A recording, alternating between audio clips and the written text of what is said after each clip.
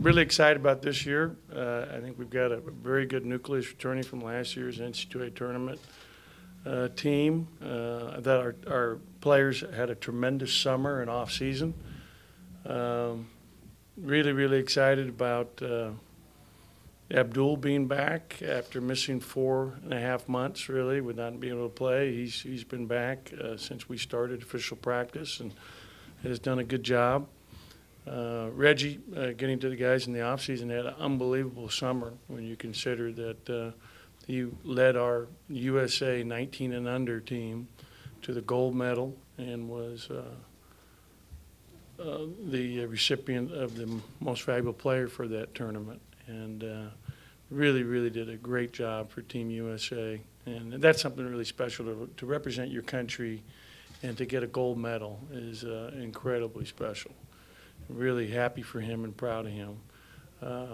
I thought Tyson had a tremendous summer and is really poised to have his best year as a Bulldog going into his senior season. I really am excited about where a number of our players are right now. I think Nick Weatherspoon is in the best condition of his life. He just had a 42-inch running vertical measured the other day, which is, amazing. So I'm really excited for Nick. He is our starting point guard. But the first 10 games that he'll miss will start Tyson Carter there and back up with Iverson. And Iverson's coming along. He's improving every day and learning that position, doing a really good job.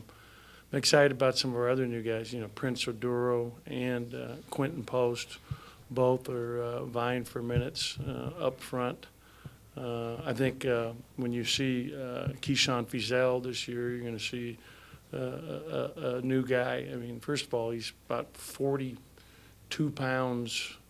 He's 30 pounds lighter than where he was when he finished the season. He was 220 the other day. He finished the season at 250 last year. So he's really lean, and you can see it in his movements and his conditioning and how well he's moving. I think that Robert Woodard had an unbelievable summer. Robert's really improved his outside jump shot. I think he's really grown offensively as a perimeter player from when he first arrived a year ago to where he is right now. Great competitor, one of our leaders, no doubt, is really playing good basketball for us and has really shown a lot of good leadership for our team. I think that we have good depth, we have good size, we're physical. We've just got to keep growing as a team in all areas, but I'm looking forward to the upcoming season. We have our first taste of playing someone else a week from this Saturday. We're going to meet TCU down in New Orleans and play down there in the, what's there, Smoothie King Yes, sir. Arena? Smoothie King Center. Yes, sir. The Pelicans, who've been very nice to be so gracious as to allow us to do that. I have a former player who plays for the Pelicans, and Drew Holiday, and Jamie has a former player who played at TCU for him, playing for them as well. So it's kind of fun. We'll get a chance to watch those kids play the night before in an exhibition game against the Jazz, which I think would be a fun experience for our players. And we'll get a good bonding experience with a 5-hour bus ride each way. But, and then we'll actually have the charity event, which I think is great, to raise money for all the farmers, especially who suffered from all the rain that we had this past year. Although we haven't had much rain lately. But it was unbelievable this past winter, and especially the spring and summer. I've never, we're still at all-time records here in Mississippi for rain. And we're playing against a very good South Alabama team. I saw the other day where they have 5 players return, the only team in the country that I think averaged 14 points a game or more. So a little tidbit from that from Rothstein. And I was like, wow, we're going to really challenge ourselves from day one out of the gate. In both those exhibition games, Nick's allowed to play, and he will start in both those games. So, we're playing those games and playing to try to, compete and learn about ourselves. Again, questions? Josie will get the microphone to you. We'll start in the back in the cameras with Steve. Coach, we've heard a lot of speculation about Reggie Perry this year possibly being an SEC Player of the Year type candidate. As his coach, where would you like to see him improve in year 2? I think Reggie has really grown as a player, tremendously from when he first arrived here, a year ago last summer. He's improved in every way. Where I think he's really grown as a player already is I think he's a much better shooter, and his shooting right now is really improved, his jump shot. But I think like we're running more offense through him. He's one of our best passers. He's tremendous at pushing the ball in transition and just making a simple play, making a simple pass. He's a very willing passer, and he loves to make plays for others. I think that's one of his greatest skills is his ability to pass.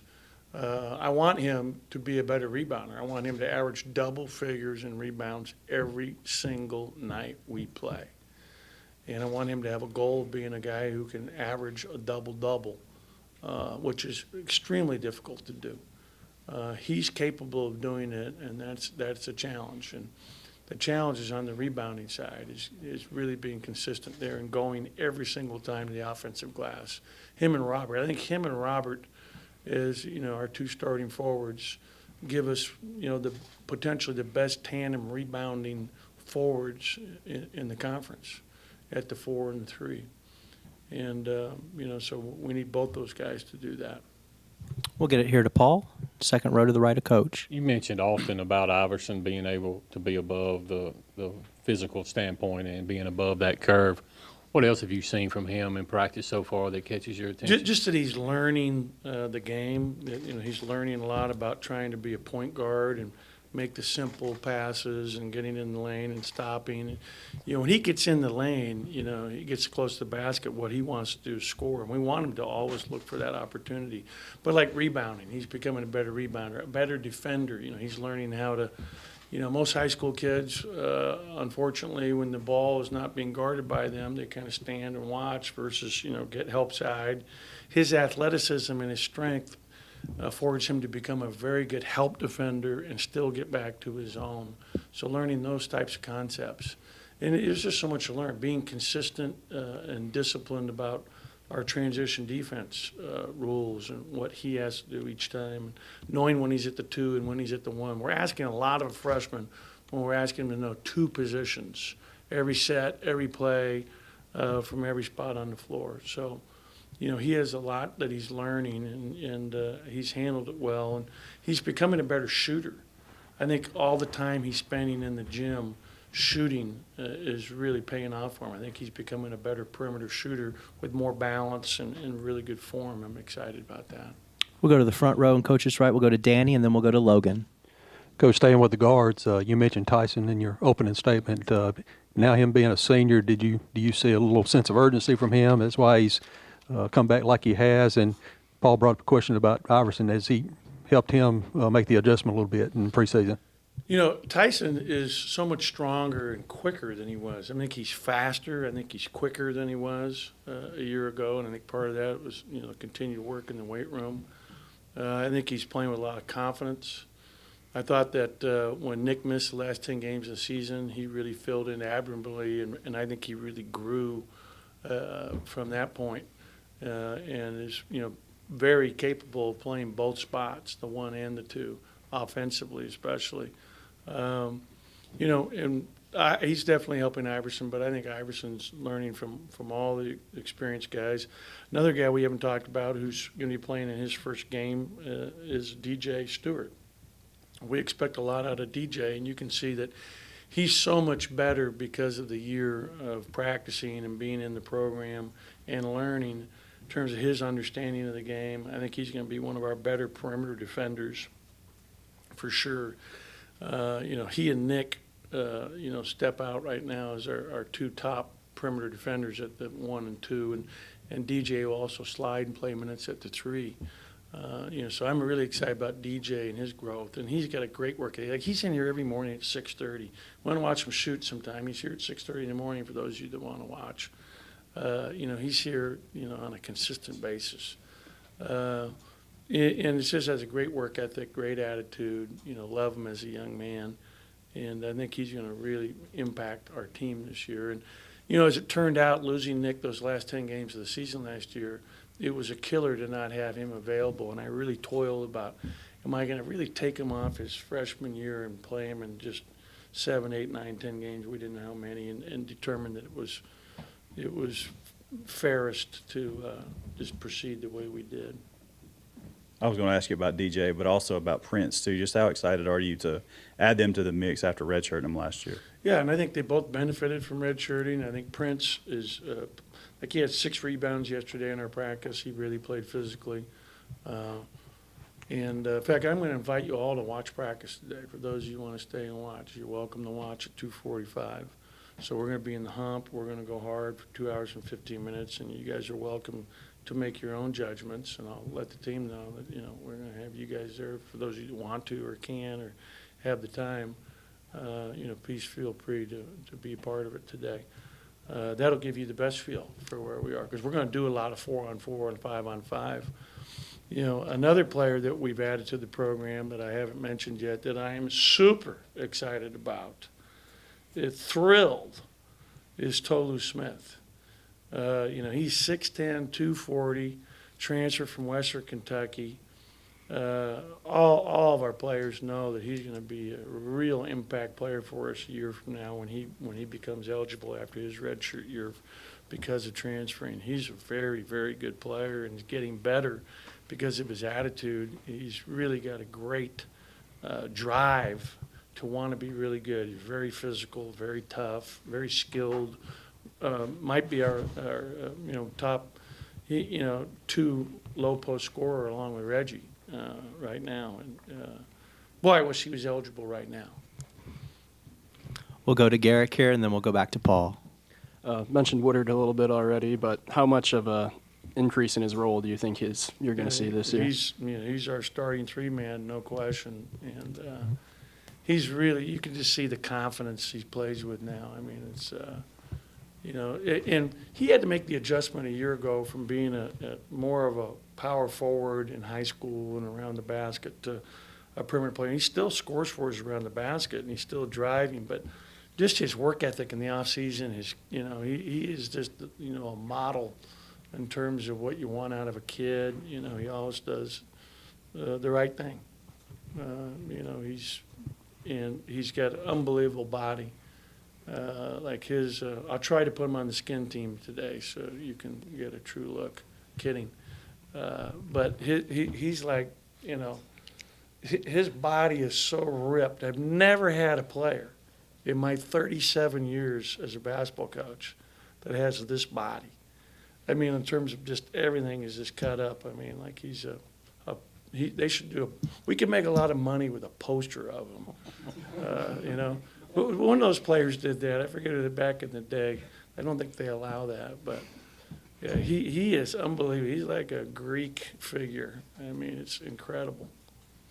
We'll go to Paul and then Steve. Couple questions, Coach. Quentin was a late pickup for you guys in the last recruiting class. What attracted you to him, and what stood out about his game, and what's he got to work on moving forward? You know, for him, it's just his body, number one. I mean, he's a legit 7 feet tall. You'll see him today. I know you'll watch. Very skilled, really passes, you know, can just finish off of both feet, has a good feel for spacing on the floor offensively. You know, has some toughness to him. For him, it's his strength. It's like, you know, he came in here, he was 210.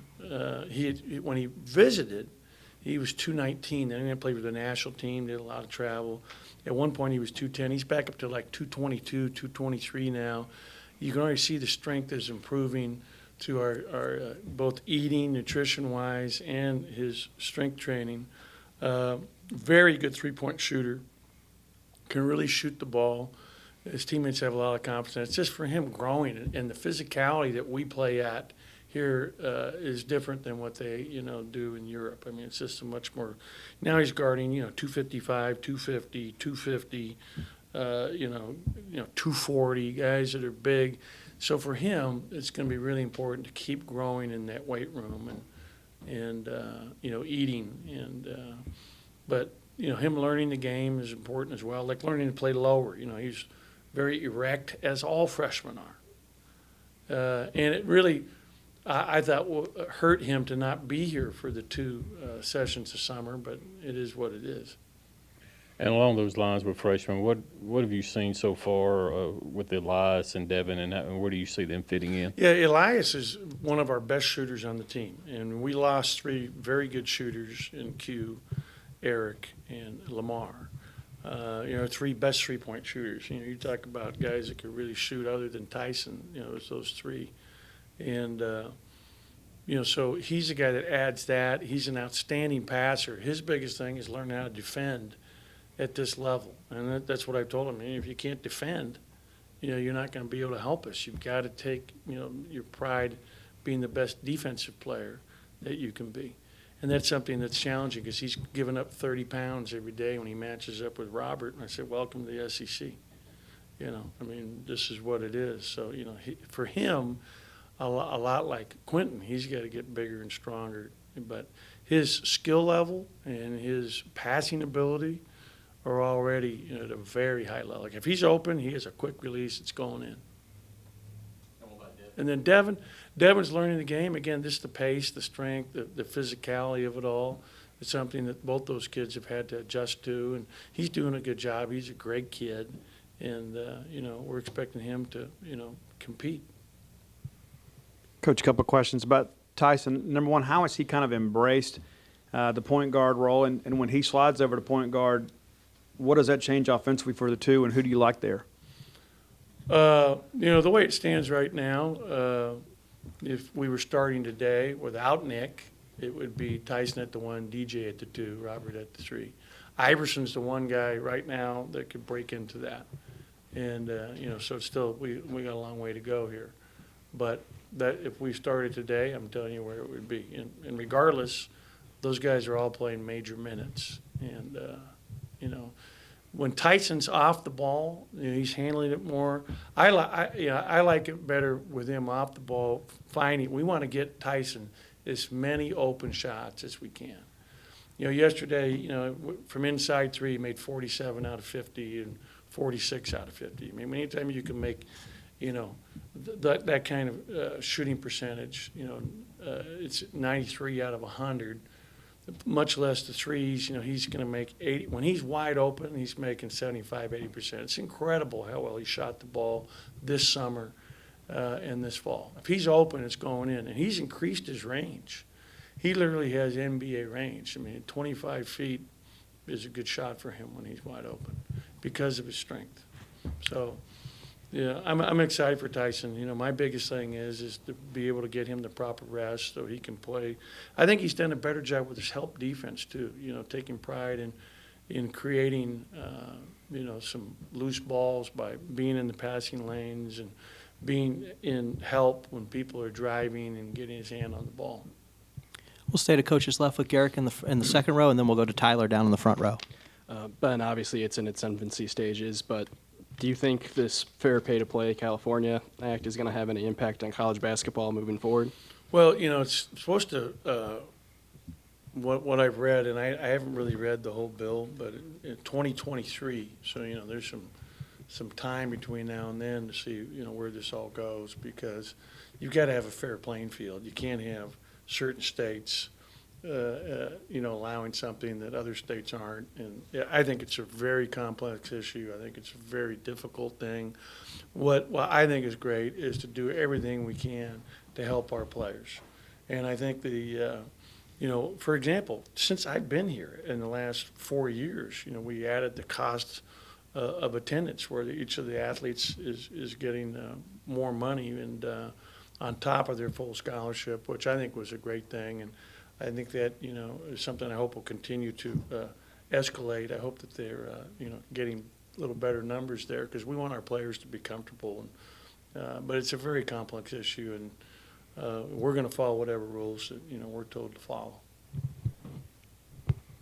You mentioned how much you like Nick at the point and then also playing through Reggie a little bit offensively. But when you lose two of your most dominant ball handlers in Lamar and Q, how hard is it to kind of shift your identity as a team, especially on offense? Last year I was just reading in one of the magazines that we were 13th in the country in adjusted offensive efficiency. So we were pretty good offensively a year ago. Plus, with Q, Q he's an NBA player, so we lost a very good player and a guy who was a senior. So, we lost a lot, obviously, when we lost him in terms of the offensive end, creating shots. But I think we have a number of guys that can get their own, Nick being one of them. I'm very comfortable with Nick and Tyson with the ball and running offense through them. Iverson's learning, and like I said, especially Reggie. We have to utilize Reggie. Reggie's such a good passer. I mean, against zones, he's really good at the high post. I mean, just incredible. I have a lot of faith. We have to continue to evolve our offense to get him more and more touches because he makes good decisions, and running offense through him as well as those two guards is going to really, I think, be good for our team offensively.